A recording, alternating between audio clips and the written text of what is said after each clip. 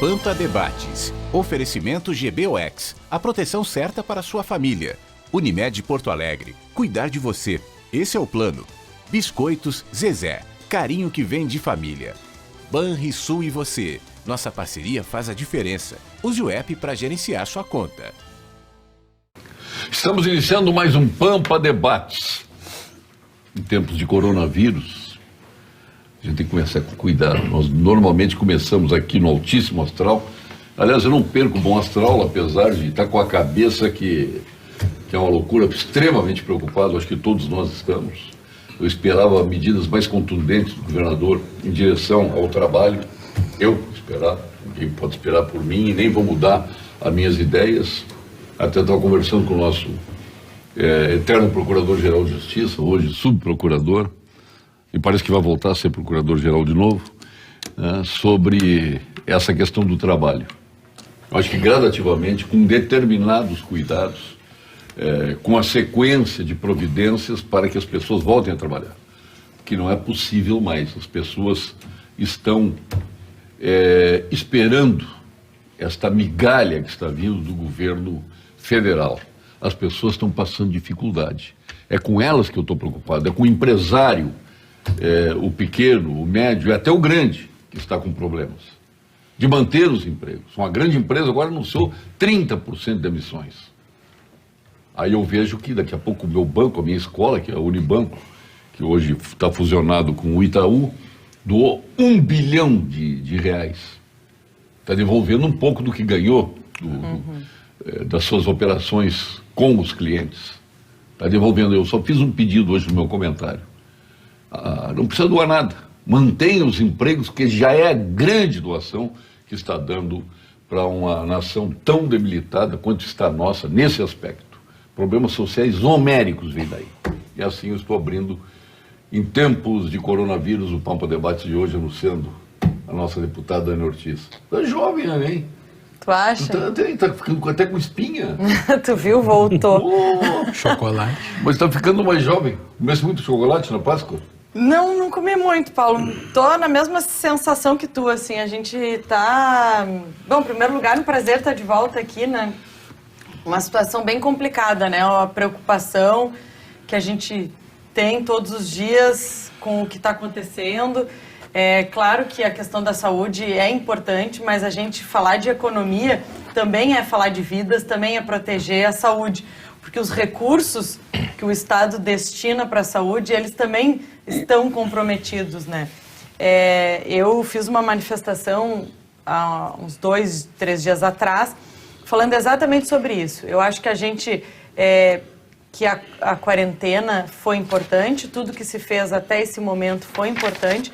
Agora chegou a hora da gente poder voltar gradativamente, gradualmente, tomando todas as medidas e os cuidados, usar máscara, álcool gel, lavar bem as mãos, manter a distância entre as pessoas.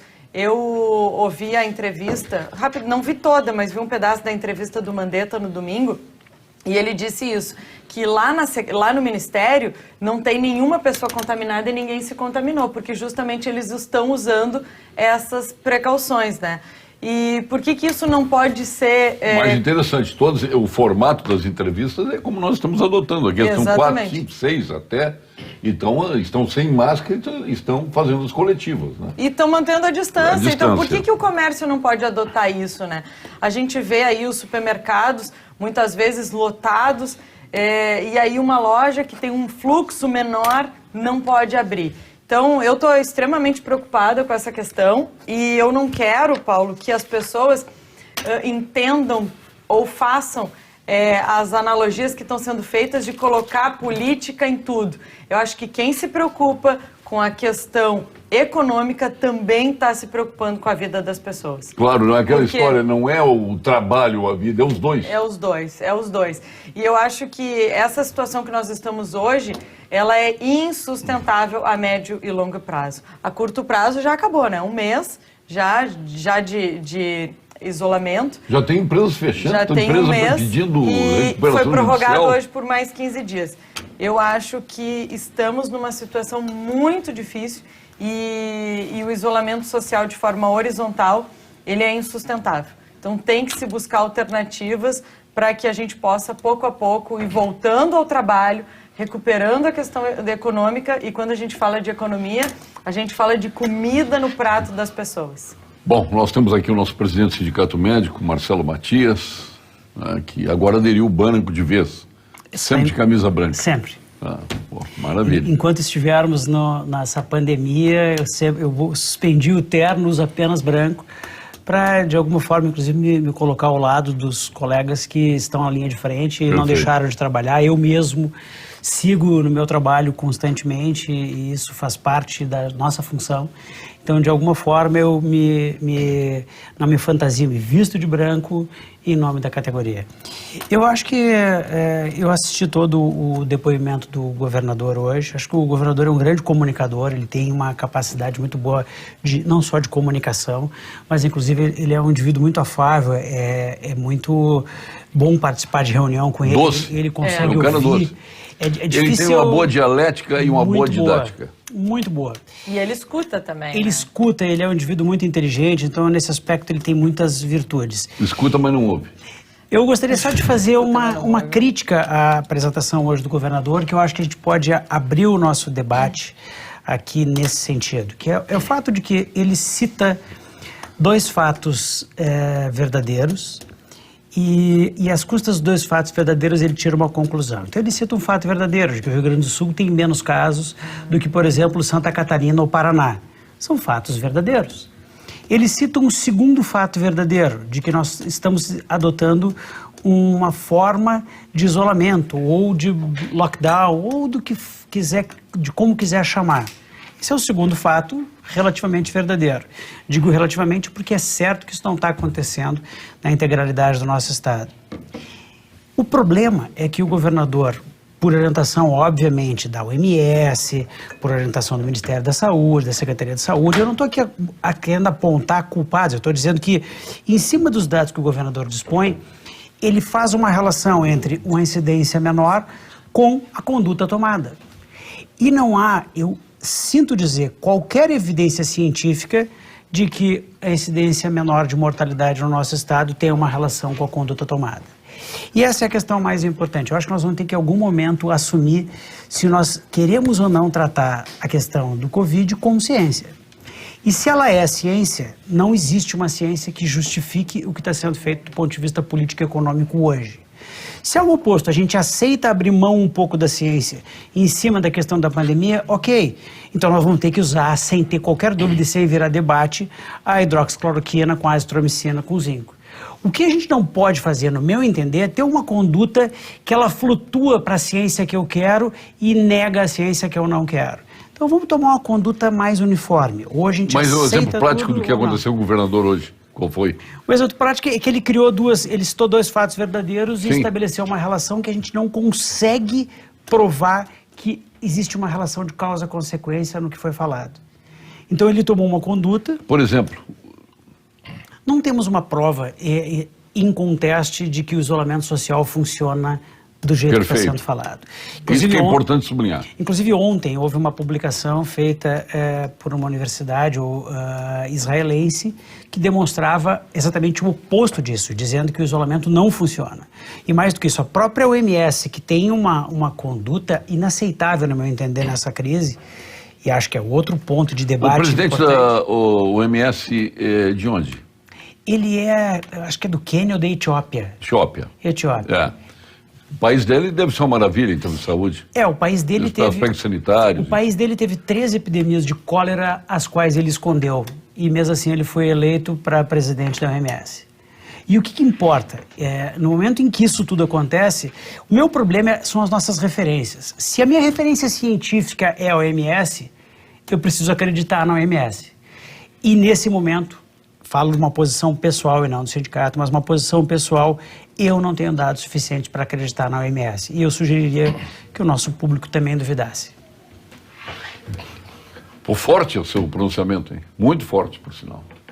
É que eu também contesto. É claro que eu sou um leigo, o senhor é um cientista, eu sou um leigo falando e, obviamente, eu tenho percepção das coisas. Certeza científica eu não tenho, mas eu sei...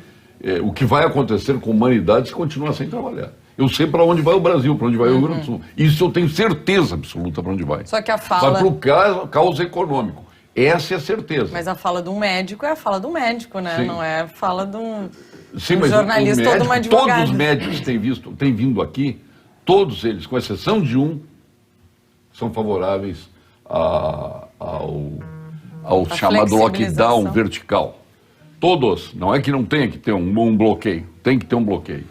E tem empresas aí dando uma lição de como fazer os seus funcionários voltar a trabalhar. Doutor Marcelo Dornelles. Então, para mim também é uma satisfação estar aqui novamente. Tenho vindo com bastante frequência aqui, né? Até porque a gente sempre tem algumas notícias do que o Ministério Público, a sociedade vem fazendo, como é que nós estamos enfrentando essa questão no plano jurídico, no plano prisional, no plano da saúde, em relação com os prefeitos, enfim. Mas eu acho que direto assim no ponto, acho que é um debate bem importante.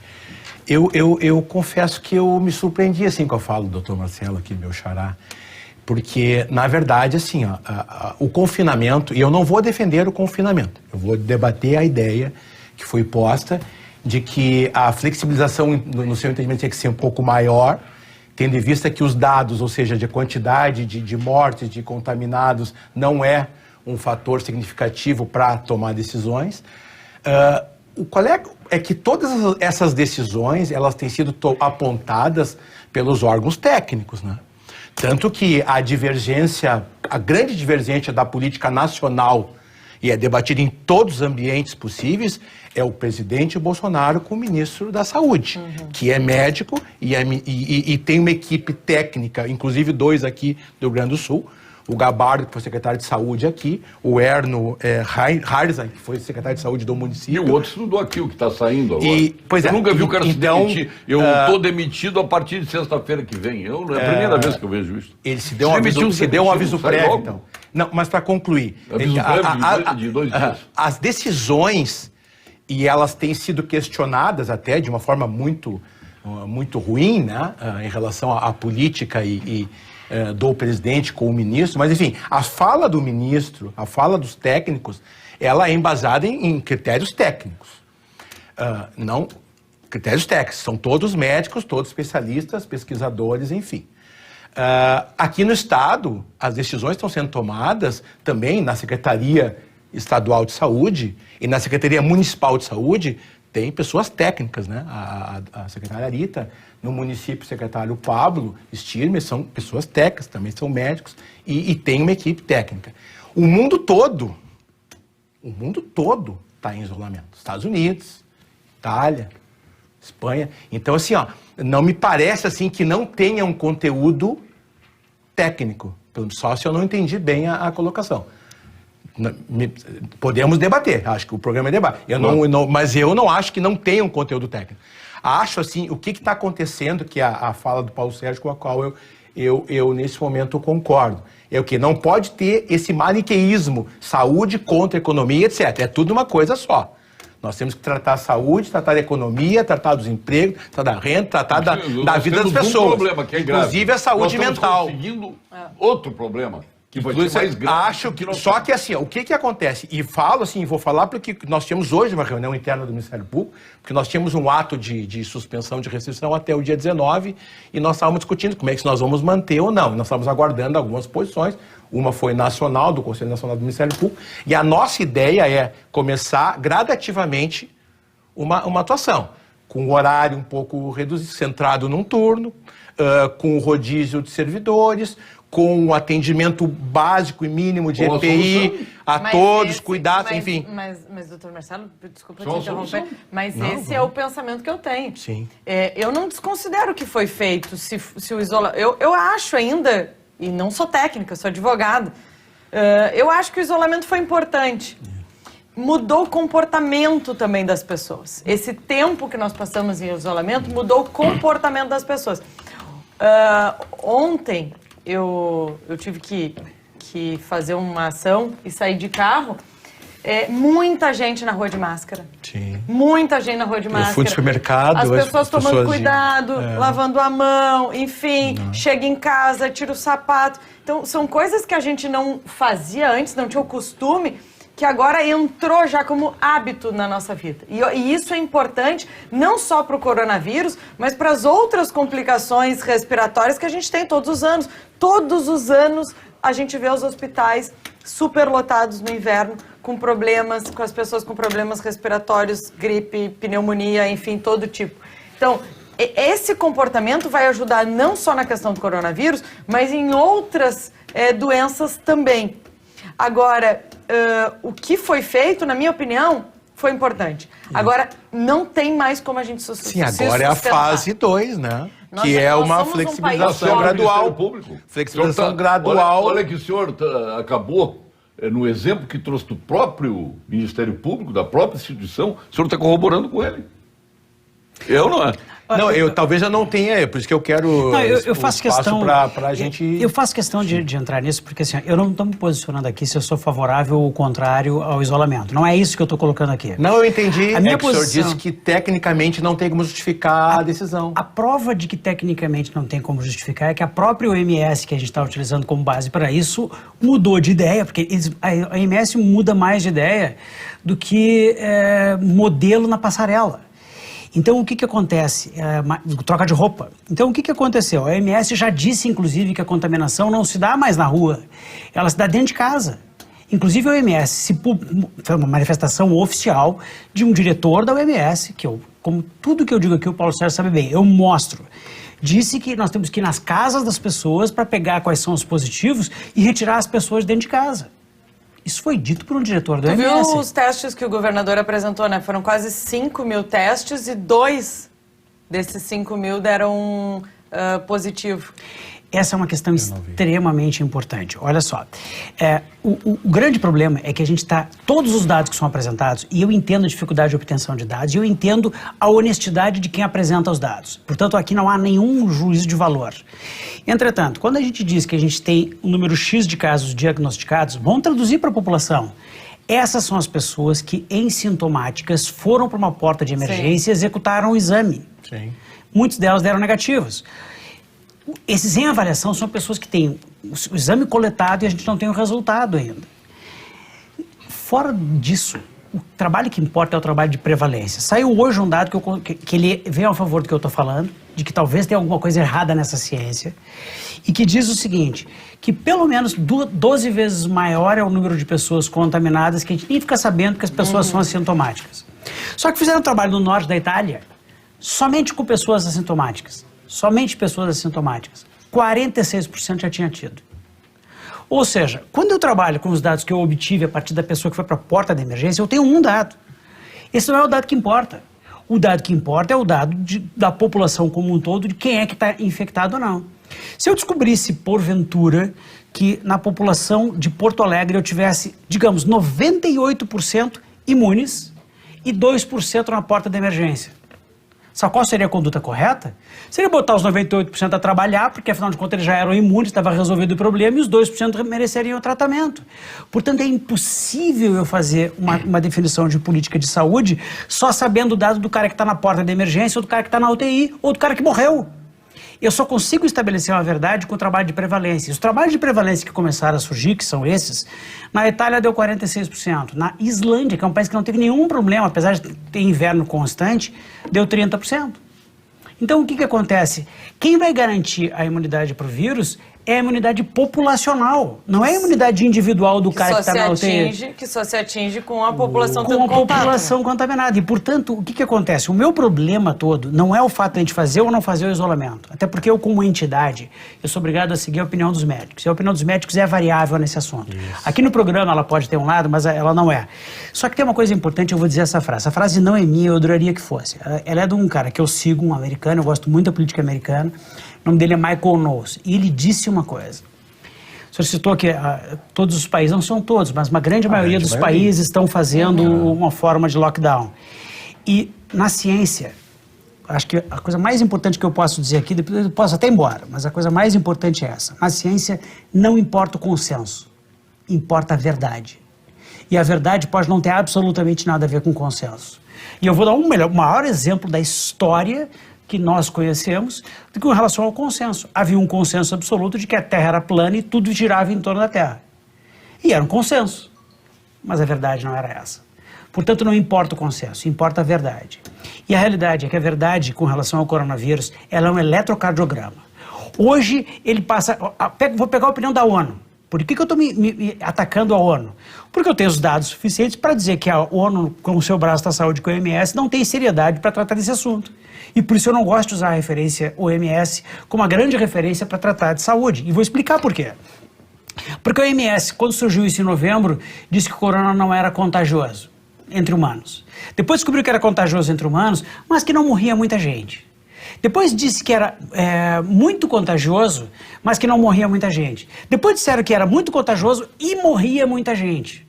Então eles foram trocando de ideia a cada momento. Depois eles disseram que tinha que fazer o lockdown e citaram o exemplo chinês. E é interessante que a China não está seguindo o exemplo chinês. Os wet markets... Mas eu não acredito em nenhum número que venha da China. Número de mortos, número de contaminados, eu também não, absolutamente eu também nada. não, mas aí é que está o problema. Nós temos um paralelismo das ações da OMS com as posições da China. Deputado, olha só que... Todo mundo está seguindo o exemplo da China. Esse é o problema. Só que a gente não pode acreditar que na China tiveram 3 mil mortos. Não acredito, mas a questão não é essa. A questão é que o OMS acreditou e a OMS colocou isso como ciência. E é por isso que eu discuto a posição da OMS. A minha crítica forte é em relação ao OMS. Eu não tenho uma crítica com relação ao ministro, ao secretário ou à secretária. Por quê? Porque eles estão seguindo uma normativa de uma organização que deveria ser séria. O que eu estou dizendo aqui é que eu tenho dados suficientes hoje para dizer que a OMS não conduziu o assunto Covid da maneira adequada e que a OMS é um órgão político de uma organização política que é a OMS que não deveria ser, que é a ONU que não deveria ser. Então a minha crítica aqui não é exatamente ao ministro que segue as rotinas, nem à secretária do Estado que segue as rotinas, nem ao secretário do município que segue as rotinas. A minha crítica aqui é a fonte das notícias, e a fonte das notícias troca a notícia a cada dia. Todos nós temos superpoderes e são em momentos de dificuldade que eles aparecem. Você pode não ver, mas sente. O poder da solidariedade você não vê, mas sente. Quando estende a mão devidamente lavada. O poder da solidariedade você não enxerga, mas sente quando recebe e transmite. O que não podemos transmitir é o coronavírus. E para isso é fundamental usar a máscara em todos os momentos. Você pode até não ver ou escutar a diferença, mas fará toda a diferença. Espero que você tenha mais do que ouvido, tenha entendido.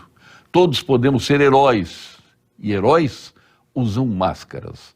Maiores informações em heróis.pampa.com.br. Esta é uma campanha da Rede Pampa com o Consulado Geral, o Consulado de Porto Alegre da República Tcheca. O senhor poderia abrir isso aqui? Foi feito pela irmã do nosso cônsul, né, do Fernando Lawrence de Azevedo. O senhor pode abrir para colocar essa máscara? Para nos mostrar? Isso aqui é um espetáculo. Eu não vou apanhar, pelo menos, como o pessoal andou apanhando na TV. Não. Colocando Vamos ver, essa feita pela irmã dele, bem caseira. Que maravilha, espetacular essa máscara. Olha aí, que beleza. Que experiência, eu já levo 2 horas. Daqui a pouco eu até faço com o Bolsonaro, penduro na orelha, no nariz, bota como um óculos na cabeça. Muito bom. Olha aí. Tá apertadinho um pouquinho pra mim, mas muito bom. Ela tá tentando fugir da ser orelha feminina, aqui. viu? Eu acredito. Ela tá fugindo um pouquinho. Ia ser bem feminina ainda. Mas ficou bem, filho. Combinou. Hoje em dia não tem problema, a gente aceita qualquer coisa. Estava pedindo a palavra o Marcelo ali desesperadamente. Não Obrigado, doutor. aqui. Olha aí, falou em modelo, top model tá aí. Agora top model de máscara é um xodó. É verdade. Não, eu queria colocar assim, né, realmente. Eu tenho também experiência, pela minha profissão, de não acreditar cegamente em ninguém, em nenhuma instituição. Então, porque a ONU, a OMS, que o Supremo, eu estou carejado em tudo em relação a isso, entendeu? Só que veja só, da fala do Dr. Marcelo, a dificuldade que é para ser gestor e tomar decisão. Então, se tu hoje, eu tomo decisões e tem que se tomar decisões, certo ou erradas, pode se corrigir ali adiante, mas tem que tomar decisão. E a base das decisões, ela não é confiável. Com o que tu vai tomar a decisão? Se tu pega, se a Organização Mundial de Saúde não é confiável, mas eu estou vendo isso pelo menos a primeira vez, pelo menos publicamente, como o senhor está tendo a coragem de dizer. Nunca vi. Então tu pega uma referência da Organização Mundial de Saúde, que é utilizar, e foi utilizada, não em todos, mas na maioria dos países, é o que se vê, né? Bom, erraram, mas as mortes aconteceram, né? Nós vimos, e no primeiro momento eu achei até que era fake, quando começaram a desfilar caminhões na Itália de caixões, e não, isso não pode ser verdade, isso é fake, e não era fake. Então, tem um fundo, sim, de verdade e científica, porque os dados de mortes, eles são incontestáveis, pelo menos as pessoas que estão ali. O que o doutor está dizendo, desculpe, doutor Marcelo, não é a OMS que adiantou os fatos que deveriam ser feitos. Ela acompanhou a tendência mundial. Ela não previu os caixões, nem o mundo de cadáveres. Quando aconteceu os cadáveres, ela passou a dizer que ia ter mortandade geral. Eu quero concluir. Passou a dizer quando já não tinha mais outra alternativa. Por muito tempo mantiveram isso até de uma certa forma escondida. Pior, porque era muito pior, e é pior. Eu acho que eu estou entendendo o que o Marcelo quer dizer. Ele está dizendo o seguinte... Mas deixa ele dizer, então. Não. Que a coisa é séria, é muito séria. E a OMS não falou isso desde o começo. Tanto que Trump hoje anunciou que vai tirar o dinheiro. Sim. Não vai repassar. Não vai 500 milhões de dólares. Não vai repassar. Não vai repassar. Mas, enfim, veja, os Estados Unidos não teriam pesquisadores próprios que eles pudessem seguir? Precisam seguir a ONU? Só para me concluir, que é importante. Bom, então, eu quero só mostrar a dificuldade que é do gestor tomar decisão. Depois, as críticas sempre são, mas como é que tu vai tomar? Se tu tem organismos internacionais que teriam uma representatividade, uma legitimidade, pelo menos em tese, para dizer uma coisa e tu segue, bom, mas também não é. E outra coisa, por exemplo, eu concordo com o senhor disse ali, que os dados eles estão muito localizados onde está o foco do problema, e não na generalidade. Mas nós caímos no outro plano, que é não ter testagem para todo mundo, e não vai ter. Né? Então é óbvio que dizer, se todo mundo se testar, então quem já teve assintomático vai adiante, quem está em condições de isola. Sim, mas não vai ter testagem para todo mundo. E mais grave ainda, boa parte dos testes que vieram aqui para o Brasil, da China, Anne, são péssimos em termos de qualidade. A China criou o problema e vendeu a solução. Não representam... Então eu quis assim contextualizar para demonstrar o quanto é difícil, então, seguir uma linha, né? Nem procurou, todo mundo correu para a China. Eu posso só... Claro. Eu entendo perfeitamente a sua posição, porque, assim, eu também entendo. Tanto que o Paulo Sérgio é minha testemunha aqui, eu nunca politizei esse vírus. É verdade. Eu nunca me coloquei contrário ou a favor de um governo ou contra o outro e tal. E, olha, eu tenho diferenças com determinados governos, eu poderia muito facilmente utilizar o momento para isso, mas fiz questão absoluta de não fazê-lo. O problema é que, como eu disse, a atuação da OMS especificamente é um eletrocardiograma, com variações diárias. E, portanto, o meu problema é quando a gente toma decisões baseadas em quem tem variações diárias que são um eletrocardiograma. Então, o que eu faria? Infelizmente, o corona, apesar de ser uma virose que já se conhece há 50 anos, apesar do vírus ter, inclusive, trabalhos para hidroxicloroquina desde 2003, as pessoas acham que é uma novidade de anteontem. Não é. Desde 2003 já se sabe que hidroxicloroquina pode ser utilizada para Covid, para SARS-CoV. Isso já se sabe, testado, trabalho de 2013 e de 2005. Portanto, não há nenhuma grande novidade nesse assunto. E por que se discute isso, doutor? Será porque não tem o suficiente? Hoje não tem mais informação. Não é pelo efeito colateral. Não é nem por isso. É porque ele foi politizado. Porque como quem falou foi o Trump e o Bolsonaro, politizaram o tratamento. Esse é o problema. Absurda, eu não fiz isso, mas fizeram isso. Mas a coisa mais absurda que acontece em relação ao coronavírus é a politização. Sim. Esse é o maior problema. Esse é o maior problema. E eu concordo com o doutor Marcelo a questão da dificuldade do gestor. A dificuldade do gestor em dizer lockdown total, ou então, não, vamos sair gradativamente, ou vou abrir de novo, e aí vai começar a morrer gente, vai acontecer o que aconteceu na Itália, sendo que nós não somos a Itália. Quando nós começamos a quarentena, fazia um calor absurdo em Porto Alegre, no Rio Grande do Sul. Então a gente tem condições climáticas de densidade de população, de perfil muito diferente, que tem que atuar com o nosso perfil. Nós somos muito melhores que a Itália nesse aspecto. E outra, é um sentimento que tem o brasileiro também de dizer, se os Estados Unidos está morrendo que está morrendo de gente, imagina aqui no Brasil.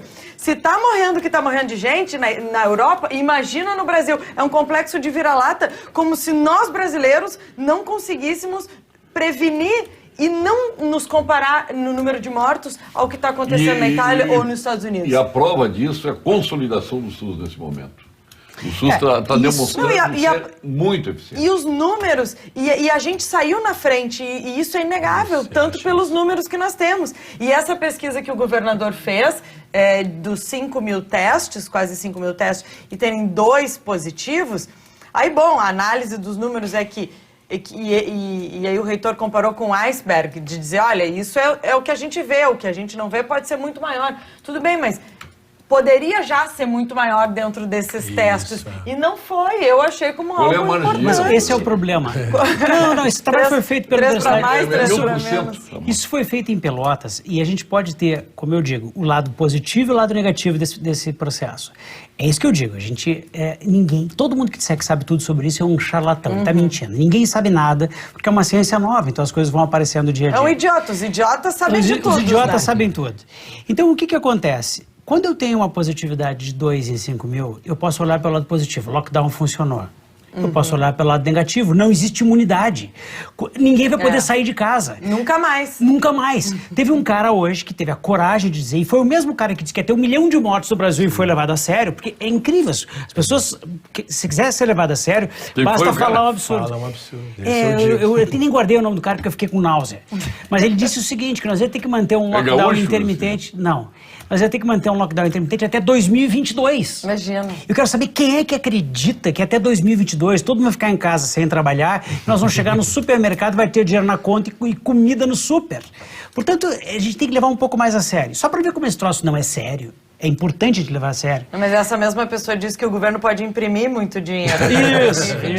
Isso. Mas quem é o cara? Não sei. Eu não falar quem é. Daqui a pouco eu pego aqui. Eu tô usando o exemplo e dizendo que ele poderia dizer Mas o governador de Santa Catarina disse que poderia imprimir dinheiro.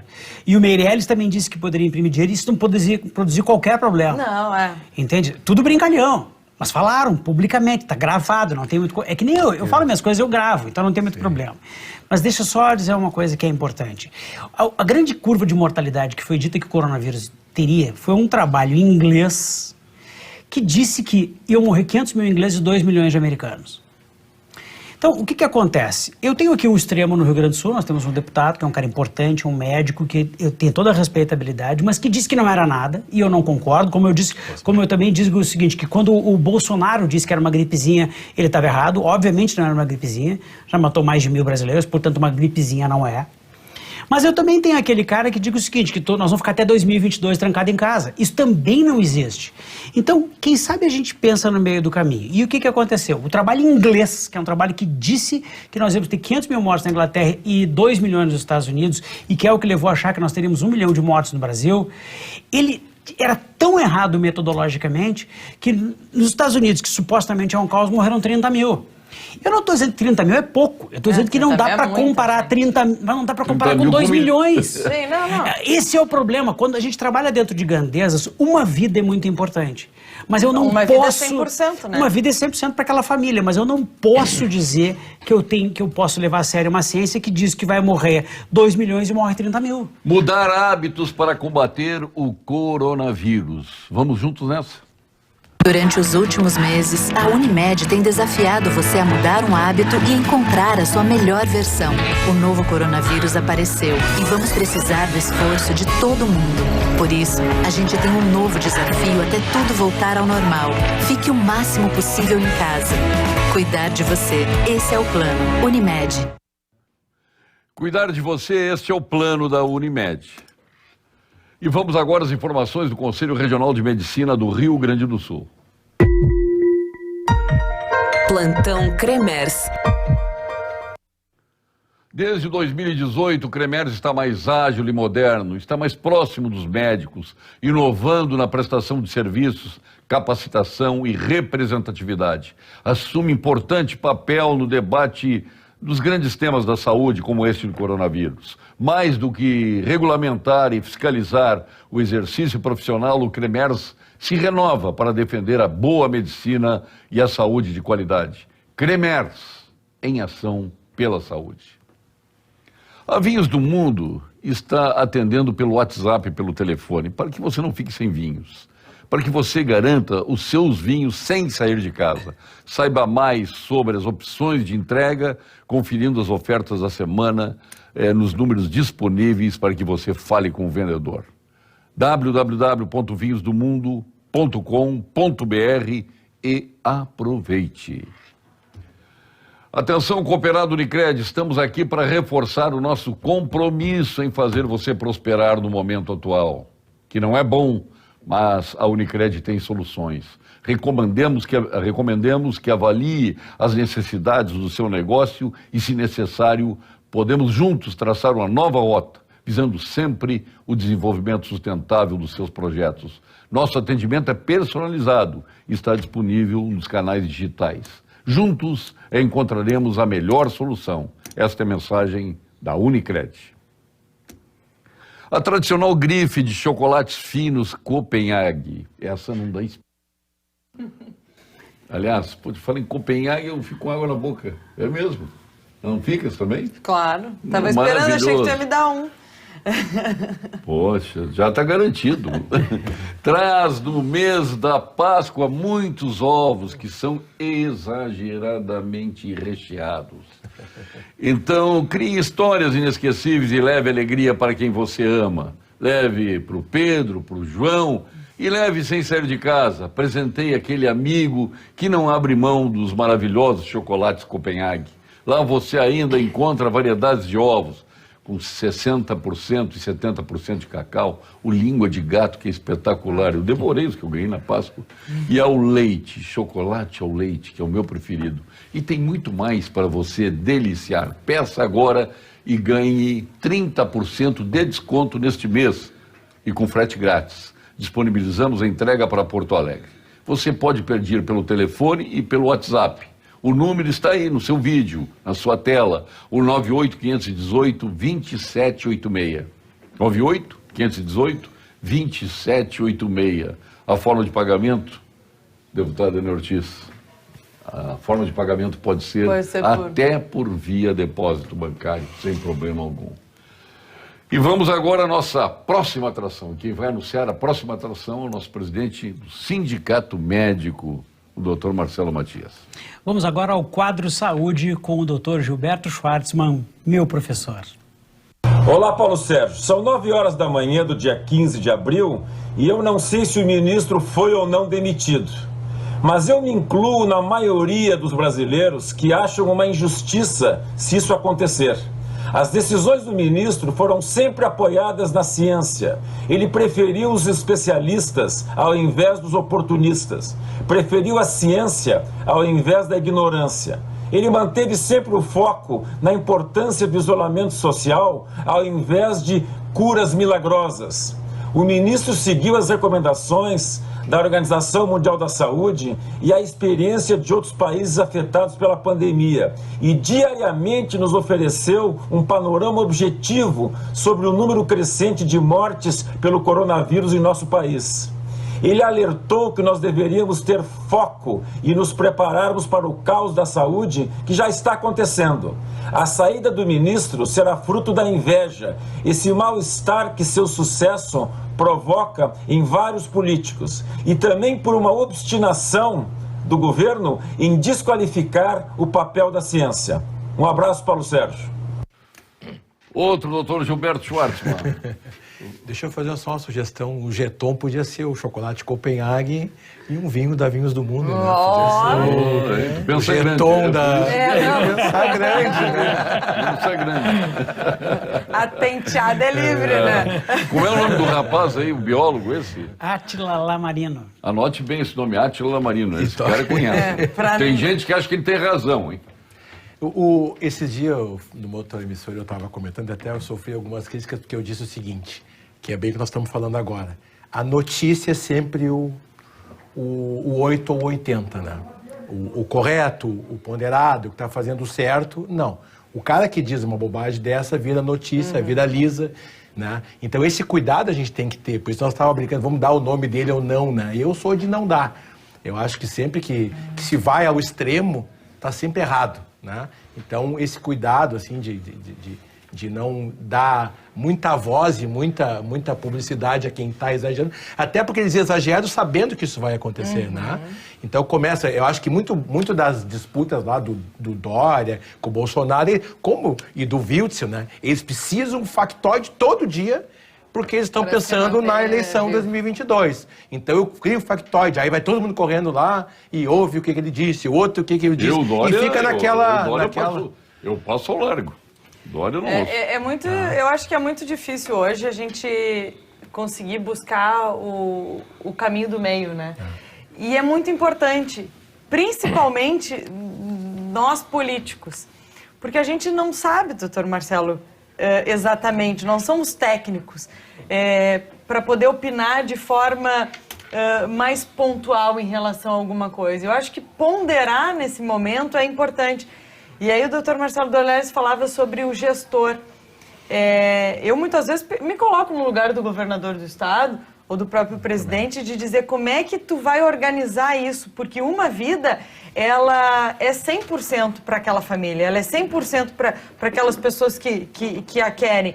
Então, como é que tu vai organizar isso? Porque quando a gente vê só números, 1.000 mortos, isso é pouco, isso é muito, ou tu não pode tratar uma vida como simplesmente um número, mas, ao mesmo tempo, se perde muitas outras vidas com muitos outros problemas. Pior que o número. Todos os dias. Tem gente que fica torcendo para que esse placar aumente. Claro. Tem gente torcendo pro vírus. Tem gente torcendo pro vírus. E é isso que eu digo. E tem gente importante. Tem gente torcendo pro vírus, tem gente achando que tudo fechado tá ótimo, tá vibrando. Porque essa guerra Bolsonaro e Mandetta ganhou adesão na mídia. Tem redes apaixonadas pelo Mandetta contra o Bolsonaro. Não, então, tudo que o Mandetta fala é lei, dá destaque, sublinha e tem o carinho. Mas é um tudo amor... que é do Bolsonaro, por melhor que seja, aliás, ele tem boas ideias e não sabe dizer, tudo é ruim, não presta. Quando ele diz alguma coisa que presta, bota o panelaço em cima. Mas é um amor, esse amor pelo Mandetta, eu vejo, e muitas vezes ele... um amor efêmero, né? Enquanto serve, eu tenho esse amor pelo Mandetta, porque... Mas podia ser o Joãozinho. Podia ser qualquer um. Não é o João. Não é o meu. Podia ser qualquer um, desde que fosse, se tu é contra, se tu é inimigo do meu inimigo, eu vou ser teu amigo. Então, assim, isso faz mal. Isso faz mal para o nosso país. Eu já falei isso e vou repetir. A gente vem de um momento muito difícil das nossas finanças. A crise, ela é uma crise importante, não só no Rio Grande do Sul, mas no Brasil. E nós vínhamos... Nós já não tínhamos dinheiro, o dinheiro já havia acabado. Nós estamos no fundo do poço, antes do corona. E aí tivemos a seca. E agora, no meio do corona, já nos enfiamos chão adentro. E tivemos Parece a seca. Parece o supersônico que entrou no chão adentro. E vai ficar muito pior. Quando a gente achava que não tinha como ficar pior, vem uma situação como essa e faz ficar pior.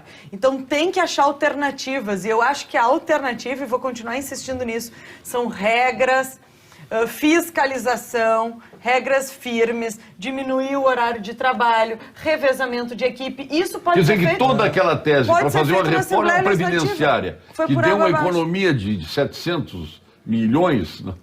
Não chegou a ser o que o governo esperava. Não, em 10 anos uma economia importante, mas agora já foi mas acabou, essa economia já ruiu toda agora.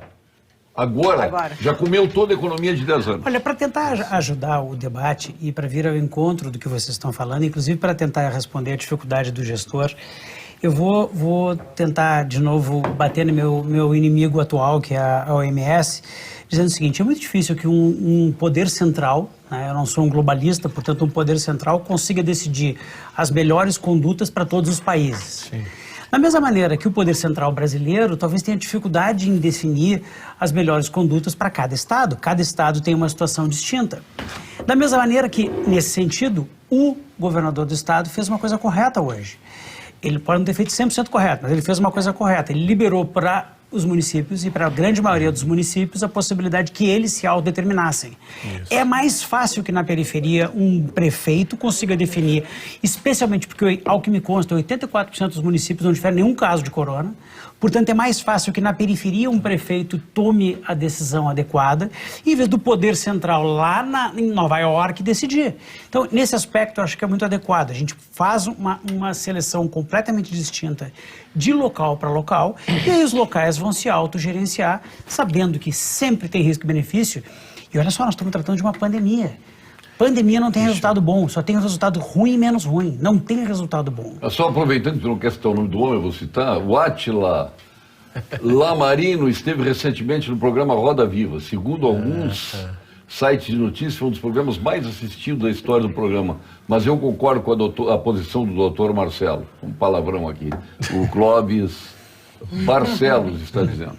Eu acho que não dá pra dizer, agora tu está referindo, eu acho que no grupo ali Pampa Debate alguém comentou que estava dando e teve uma certa discussão. Eu vi. Né? Nem cheguei perto, Roda Viva. Eu também não. Não, eu queria colocar isso, não dá para dar ibope, é o que o cara quer. Eu sou contra, eu fui voto vencido, eu era contra dizer o nome dele. Eu também. Essa questão dos locais onde não tem, né? O que acontece? Eu vou te falar pelo olhar do Ministério Público, que nas cidades pequenas tem promotores e tal, como é que as pessoas veem. Claro que todas elas, a maioria, tem duas situações que aconteceram e tem a ver com essa decisão do governador, me parece. Primeiro, para os prefeitos que queriam manter o isolamento, era muito mais fácil jogar para cá. Eu queria liberar comerciantes, mas quem está restringindo é o governador. Então, isso nós vimos claramente como é que aconteceu e quiseram jogar para nós também. Eu queria liberar, mas quem não está deixando é o Ministério Público, são os promotores de justiça. Então, esse é o jogo político local, porque eles não conseguiam lidar com a pressão dos comerciantes que queriam abrir. Então, joga para o Ministério Público, joga para o governador, enfim. Agora, o retorno, não, decida você. Tu foste eleito para ser o gestor da tua cidade, decida, assuma a responsabilidade e decida. E a outra, só para terminar, Anne, a outra coisa é o seguinte, que é aí que cria o problema da pressão contrária.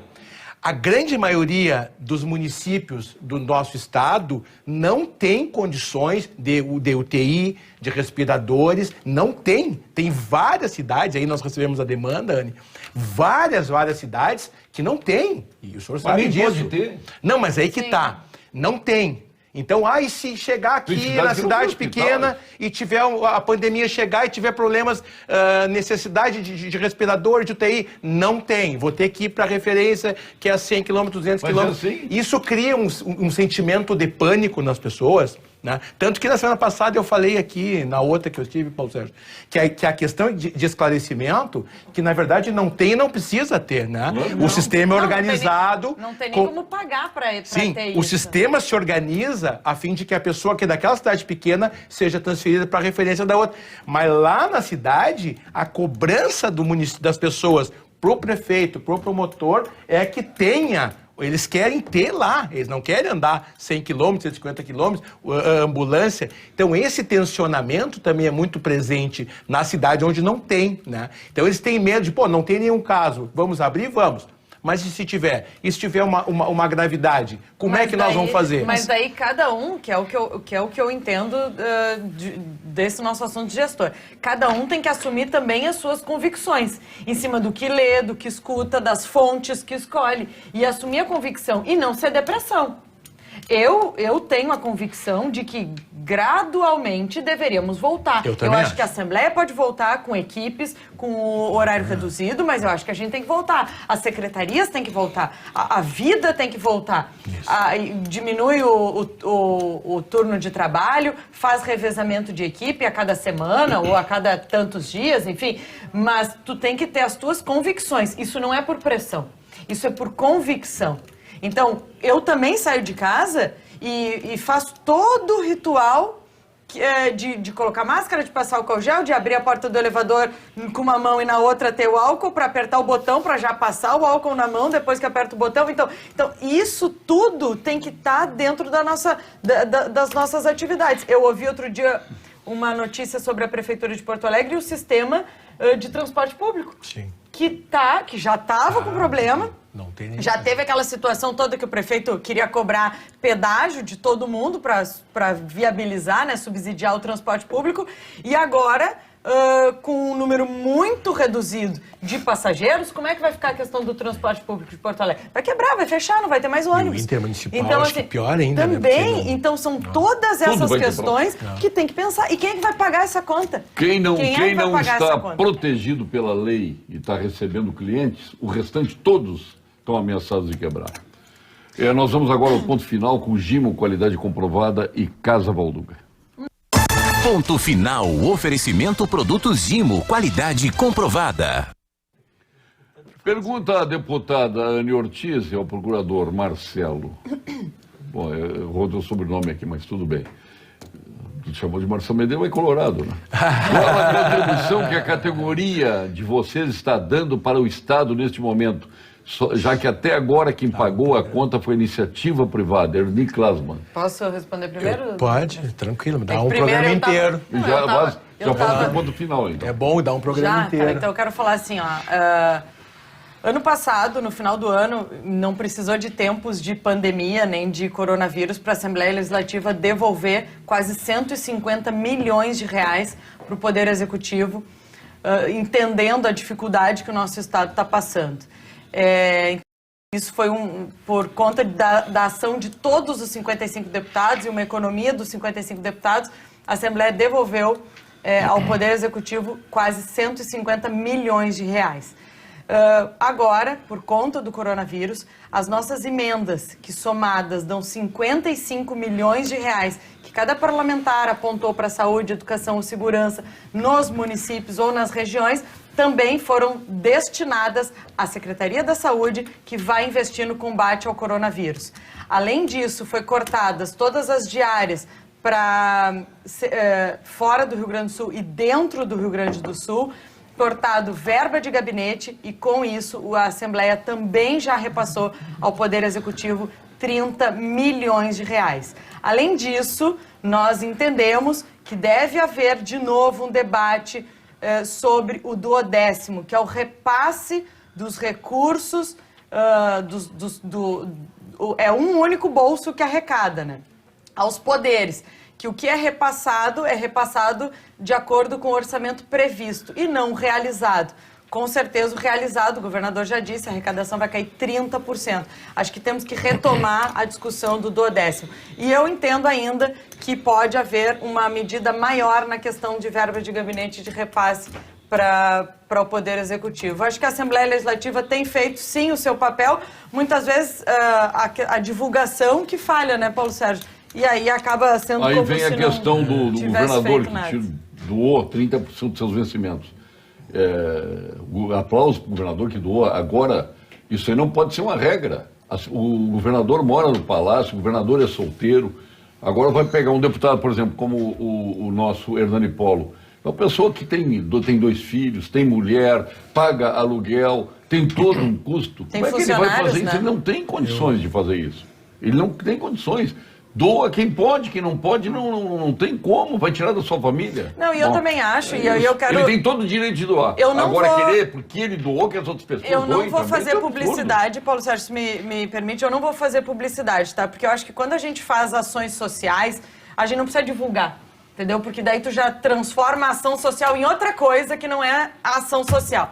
Eu acho que todos nós estamos fazendo sim. E as pessoas que estão recebendo essas doações ou qualquer ou a forma que cada um tem para dá uma lida nesse WhatsApp aqui.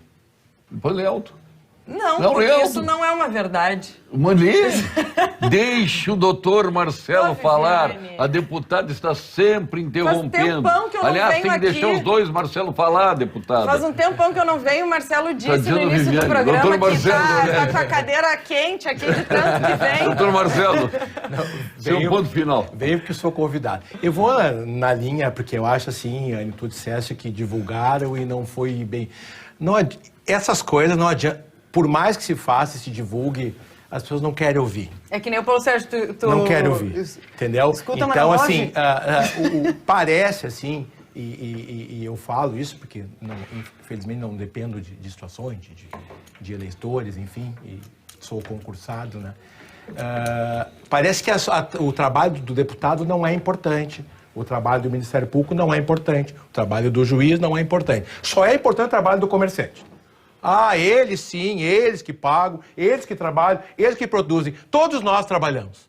Todos nós produzimos. Cada um tem a sua função, a sua essencialidade, sabe? Então a promoção da justiça, prender criminosos, enfrentar os bandidos, que a gente faz com a polícia, agora articular várias políticas públicas e ser muitas vezes um elo de condução entre a política do executivo com o legislativo, com o judiciário, com os municípios. Isso é um papel fundamental que o Ministério Público faz, certo? Agora, na linha de corte, a gente vem fazendo há muito tempo.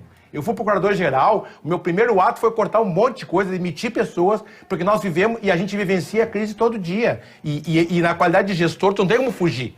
É mais fácil eu dizer lá fora, ou até com todo respeito, eu como deputado abrir mão do governo do gabinete, mas o presidente da Assembleia, que é o Hernani, ele tem uma responsabilidade diferenciada. Ele é o presidente de um poder.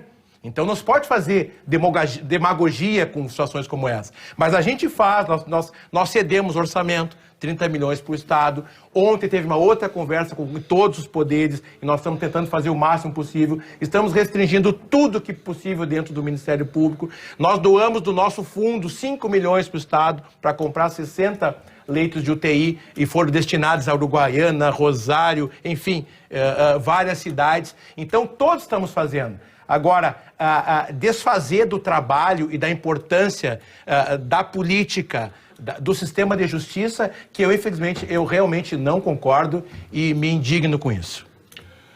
Boa noite, Paulo Sérgio. Aliás, já me criticaram aqui, pedindo agora para que eu deixe tu falar, Anny. De novo? Que eu deixe tu falar. Ah, tá, viu? Então, foi. Eu depois, então, quero falar mais uma coisa. Boa noite, Paulo Sérgio. O governador disse que não deixaria cortar luz, água e telefone. Aqui em casa já cortaram esses itens. Pergunta para a bancada, o que é de verdade nesse assunto? A Graça Piazza. Não pode cortar luz e água. Doutor Marcelo. Seu ponto final. Meu ponto final é que nós estamos num momento onde nós temos mais dúvida do que certeza. E, portanto, acredite mais em quem faz afirmações carregadas de pontos de interrogação e desconfie de quem faz as mesmas informações com grandes pontos de certeza no final. No aspecto específico que eu trouxe hoje para o programa aqui, o que eu quis acrescentar, nosso objetivo primaz foi trazer a discussão daqueles órgãos que estão acima tomando decisões e talvez não tenham a certeza absoluta do que fazem, e nós aqui, de alguma forma, estamos pagando, seja pela nossa saúde, seja pelas nossas condições de vida, o que está acontecendo. Eu gostaria de aproveitar o momento, eu vou pedir permissão para o Paulo Sérgio, porque ontem à tarde tivemos uma reunião online com o Tribunal Regional do Trabalho para tratar da questão do Hospital São Lucas e da questão da maternidade. Acho que já conversamos aqui. E eu vou fazer aqui mais uma denúncia. Hoje é o meu dia de fazer denúncias. Durante a mediação com o juiz do trabalho, os representantes do Hospital São Lucas disseram que não tinha nada decidido, que não tinham demitido ninguém, e pediram um prazo para fazer uma nova reunião. Foi assim que ficou acertado após a reunião de mediação. O que aconteceu é que hoje, os mesmos representantes que ontem disseram que não tinha nada decidido, reuniram os técnicos de enfermagem, dizendo que em 15 dias vai iniciar o processo de fechamento, e o prefeito Marquesan anunciou esse processo publicamente, já saiu online, vai sair amanhã nos jornais. Portanto, eu acho muito difícil quando a gente está tratando de uma negociação, ou pior do que isso, quando a gente não tem um mínimo de transparência para saber o que está acontecendo, e nem em juízo, nem numa audiência a gente consegue obter a verdade dos fatos. Eu acho, e faço questão de dizer isso publicamente, que a verdade numa guerra, ela é a primeira vítima. Isso quem disse foi Ésquilo lá... Quem é o diretor do São Lucas? Na verdade, tem um diretor administrativo, que é o Leandro, e estava ali mais 2 diretores, que são os 2 Saulos. O certo é que eles fizeram a afirmativa de que não teria nada decidido e tal, e hoje saiu a informação e foi publicada em internet, mas em rede oficial, portanto não é fake news, não estou aqui fazendo hipóteses, a transferência e o fechamento da materna infantil do Hospital São Lucas. Então é um momento triste para várias coisas, mas é um momento triste primeiro para a assistência materna infantil do Hospital São Lucas, que contava com mais de 40 anos de história, mas também é um momento triste para a transparência das relações públicas, que eu acho que é fundamental, e estou diante aqui de representantes de poderes, eu acho que é um momento triste e que deve ser falado no teu programa em primeiro lugar. Nós tratamos disso, viu, pastor? Não sei se nós recebemos, eu pessoalmente recebi representantes da PUC, da reitoria, para nos colocar a situação. Tem inquérito civil tramitando na Promotoria de Direitos Humanos aqui de Porto Alegre, tratando desse assunto, né? Mas, assim, só para ter um contraponto mínimo, né? A informação que eles nos trazem documentada é de um prejuízo enorme desse setor, né? Enorme, que está puxando e inviabilizando o hospital como um todo. Então, eles teriam condições de ter esse mesmo atendimento num outro local, os mesmos profissionais, investir. Parece que havia uma tratativa do Hospital Presidente Vargas de receber esse... Foi o que foi anunciado hoje. Então tá, eu não vi o anúncio hoje, estou colando que conversaram pessoalmente comigo. De trazer esse serviço para o Hospital Presidente Vargas, fazer os investimentos ali no hospital, inclusive na questão das aulas, da medicina, da PUC e tal. Então foi o que nos colocaram, assim, que era um problema muito sério de gestão financeira desse setor. Para quem, doutor Marcelo? Minha continência vai para minha esposa, Giovana Tornelles, que está hoje me vendo, servidora da saúde, né, cirurgia dentista, mas que trabalha na Secretaria de Saúde de Porto Alegre. E por isso que eu acompanho e tenho muitos dados do que vem acontecendo, e nós discutimos diariamente isso. Então, minha continência e um beijo. Ela tem aniversário? Não, não. Pô, isso que é marido. Mas pior que o cara mandou um beijo para a ex-sogra aqui. Ex-sogra? Ex-sogra. E atual, disse, então, vou mandar um beijo para a tua Não, já vi de tudo. Dizem que sogra não é ex, né? A sua continência. Minha continência vai para todos os profissionais da saúde, especial para minha mãe, que também está lá, enfermeira, na linha de frente, enfrentando toda essa situação que tem mais incertezas do que certezas, né? E eu posso mandar um abraço para uma pessoa muito especial? Pode, claro. Quero mandar um abraço para um querido, que é o Ricardo da Silva, irmão da Lara, gremistão, morador de Santa Cruz do Sul, me mandou uma mensagem muito linda essa semana.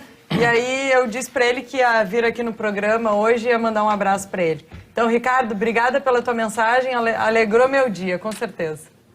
Olha aí, que maravilha. A sua continência? Minha continência vai para os médicos residentes e cursistas da materna infantil do Hospital São Lucas, que fizeram uma prova para fazer a sua residência naquele local e nenhum outro local. Foram aprovados para ficar lá. Muitos deles optaram por ficar em detrimento de outros locais e alguns deles receberam notícia 5 dias depois da entrada, depois de ter feito todo um processo seletivo, que entre outras coisas não foi de graça, que seriam transferidos para um outro local onde eles poderiam ter feito a prova diretamente. Portanto, eu acho que a gente precisa ter dentro das relações um conjunto de responsabilidades que incluem exatamente o fato de que, quando a gente abre uma prova para um residente de um hospital específico, ele deve ter direito de executar naquele hospital, e se o hospital já sabe que vai fazer um processo de fechamento, por favor, não abra a prova. Isso é o mais importante. Portanto, a minha continência vai para esses colegas que, no meu entender, foram, de uma forma ou de outra, traídos pela gestão que não os orientou adequadamente em relação ao que aconteceria com o seu próprio futuro, mesmo já sabendo dos seus planejamentos em relação a isso. Olha, eu quero dizer, o pessoal de São Lucas lá que está à disposição, o programa aqui, né? Para que falem, não tem problema nenhum. E eu adoraria vir no debate com eles aqui. Então. A hora que quiser. A hora que quiser está à disposição aqui. O programa aqui, ele é plural, absolutamente plural. De aniversário hoje o Carlos Leite, a Vera de Nonoai Schneider, Sérgio Freire Pimenta, pelo que eu estou vendo aqui, um coronel do Exército, a Thaís Helena Gomes, o Flávio Ferreira da Silva, Cláudia Lia Bertelli, o Aldo Luiz Busnello, a Ana Carolina Guiar, nossa ex-colega aqui. Onde é que ela anda? Está na Guaíba, né? Está na nossa concorrência lá. Fabiano Brogni, um grande abraço para ele lá do nosso Aqualocos. E a Vera Lúcia de Vasconcelos Bolzan, a esposa de Romildo Bolzan. Está de aniversário. Um abraço, a Vera. Estou esperando aquele licor de butiá, hein? Porque é espetacular o licor de butiá que ela faz, viu? Lá em casa terminou no dia o licor de butiá. Robert Scheid, de aniversário também, o Carlos Alberto Renck e o Dudu Cearense. Ah, o jogador aqui. O jogador aqui. Ex-jogador. O embaixador Jorge Ribeiro, a Paulita Nesrala, o Paulo Michelucci, que foi nosso secretário da Fazenda, o Sérgio Munhoz, a Gisela Berlanver, o Marcos Vinícius Barcelos Montano, o Eliseu Paglioli, é médico, Eliseu Paglioli? Na PUC, inclusive. A Yara Maria Vargas Nunes, entre tantos aniversariantes. E está aí aqui acho que é fuzileiro naval, pelo jeito, aqui o Hélio de Souza Brunes, pelo casquete. Vocês são do tempo do casquete, não? Não. Não pegaram o casquete do quartel, não? Não. Não, o casquete, esse aqui, ó. Isso aqui é um casquete, ó, tá vendo? A roupa? Tá linha de casquete. Aquele... vestimento? Ah, sim. Sim. Parece até aquela cobertura que vocês usam na cirurgia. Sim. Eu tenho umas que são assim, né? Eu uso aquelas que tem elásticozinho. Mas aquela é muito feia, bárbara. Né? Mas o objetivo em bloco cirúrgico é operar. Só fica os olhinhos de fora com a máscara e com aquela só mas fica... agora tem muito selfie nas cirurgias, né? Tem que estar ajeitado ali. Tem selfie na cirurgia? O Eduardo foi muito... O Eduardo bota bastante o Trindade, em bloco. ele bota nos blocos, assim. Ele bota? Bota. Mas depois do coronavírus, não, né? Não, ele Não, mas ele opera urgência, ele ainda ele faz plantão na emergência. Essa é uma característica, assim, minha e do Eduardo, nós nos damos muito bem, ele é presidente do Conselho Regional de Medicina, e nós dois continuamos exercendo a profissão como médicos, não largamos a medicina para fazer só a parte, digamos, de política médica. Eu acho que isso é importante para a gente ter a vivência diária do que o profissional sente no dia a dia. Maravilha. Obrigado, doutor Marcelo Dornelles, nosso eterno procurador-geral de Justiça. Um dia eu disse para um aqui, outro vai deixar os outros que os filmes todos são eternos.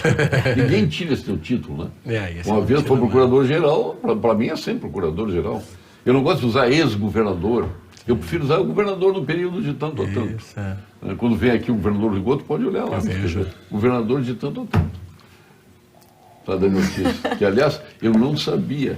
O quê? O doutor Eduardo Leite ainda vai ter 4 anos de aposentadoria. Ele não perde totalmente. Não, a aposentadoria vitalícia ele perdeu. Perdeu a vitalícia. Mas durante 4 anos ele recebe como governador, depois de sair. Não, recebe como uma quarentena, como... Quarentena, 4 anos? Quarentena, como acontece no Banco do Brasil, como acontece em alguns órgãos, pela posição, pelo cargo, enfim. E foi o possível que nós conseguimos dentro da Assembleia para poder aprovar. Eu não sabia disso. E fica vivendo por 4 anos. Não, e eu acho completamente justo. No mínimo isso, né? Porque a pessoa abre mão da sua vida, abre mão da sua profissão, abre mão de tudo, se incomoda o dia inteiro, de domingo a domingo, e quando sai, pega o seu boné e está desempregado. Então, eu acho muito razoável, justo. eu diria razoável. A palavra que eu usei durante todo o tempo justo. da construção, eu acho que é razoável. Para tudo isso que o Dr. Marcelo Dornelles falou e toda a situação que tem dentro, né, do cargo e do comando que se tem dentro do cargo. Eu acho que é razoável a quarentena existir. Esse tipo de quarentena. O prefeito tem isso também? Não. Não, mas é muito diferente. diferente. Dentro da razoabilidade que está trazendo o doutor Marcelo Dornelles, porque é diferente. Porque o prefeito teria direito também. Não, porque é muito diferente. Mas o cara aí sai, vai para casa e aí... Não, mas as atribuições do governador e as atribuições dos prefeitos são bem diferentes. São bem diferentes. O governador tem o comando dele sobre a situação da segurança, dos presídios, a questão dos poderes, né, que o doutor Marcelo estava falando. Estou concordando com a razoabilidade que traz aqui o doutor Marcelo Dornelles. Eu acho que o prefeito também. Com razoabilidade o tempo inteiro. E eu acho que essa é a palavra. Por isso que eu não gosto de usar de ser justo. Ser justo ou não ser justo depende do ponto de vista. Amarelinho, eu acho que é razoável. Ou verdinho? O verde. Verde esperança. Para estes dias que nós estamos passando. Você é colorado também, né? Sou colorado também. Poxa. Sim, vermelho nunca tem, né? Só... Pega tudo. Vermelho não vem, né? Vem? Vermelho não vem. Não, falei assim. Só amarelinho. A Vera, quando chega os vermelhos, ele leva todos. E azul vem porque eu já ganhei um azul. De novo aí, parabéns à nossa Vera Bolzano. Não vai cumprimentar a esposa do presidente do Grêmio? Felicidade. Romildo que tava com... se recuperou, né? Ela se Bem. recuperou bem, agora está imune. Ah, que bom, Está né? imunizado agora. Tá liberado, Romildo ele pode Bolzano. sair, E tranquilamente. eu fui no aniversário dois, dele lá né? em Mostarda. Sem problema nenhum. Tem que botar um pinzinho assim, sou imune. E aí tá liberado para trabalhar e para fazer E aí tudo. os malandros que não E são aí não vem o imunes. Dória, aí não vem o Dória atrás dele pegar ele. Aí vem o Átila, esse. Não, porque o imune não transmite mais e não passa. E Não, ele tá, em princípio, nós temos uma Pois certa... é, que- Como tudo, como eu lhe disse, Como tudo... tudo, tem o é porém. assim, mas a maioria das atendi vezes a é. produção aí para estender um pouquinho o programa. A Vera tá ali quase me batendo, mas vem aí a Vera Armando com o Jornal da Pampa. Boa noite.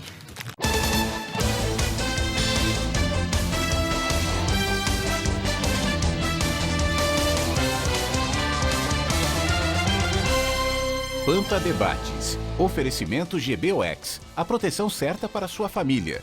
Unimed Porto Alegre. Cuidar de você. Esse é o plano.